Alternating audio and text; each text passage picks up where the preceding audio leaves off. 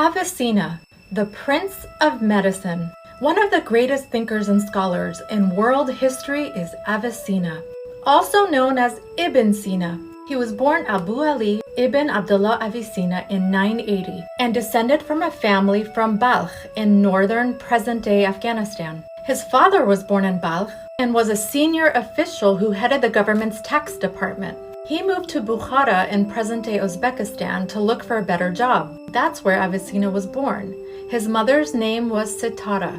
Avicenna was a devout Muslim and memorized the Quran by the time he was 10 years old. Many describe him as Arab because he could read and write in Arabic, but he wasn't Arab. His father supervised his education as he was growing up. Avicenna was very smart and had a deep love for poetry and music. At 13, he began to study medicine, and by the age of 16, he mastered the field. He also studied metaphysics, theology, philosophy, mathematics, astronomy, and logic. When he was 22, his father died.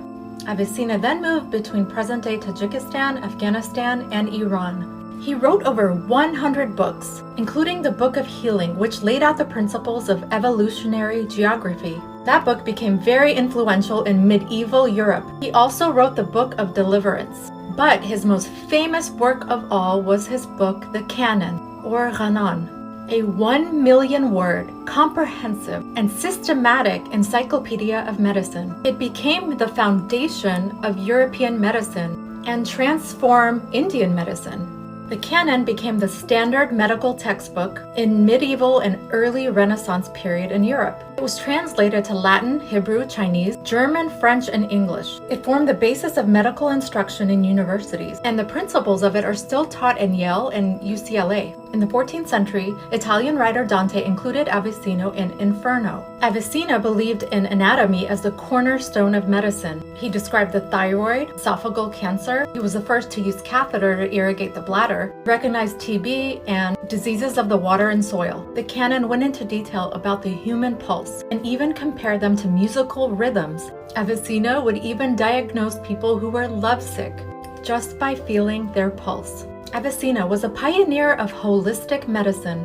He emphasized the role of a patient's nutrition, emotional state, spirit, and environment in healing. He believed that looking at happy and joyful paintings while taking a bath had positive effects on a person's health. Avicenna passed away in 1037 in Hamadan in present-day Iran.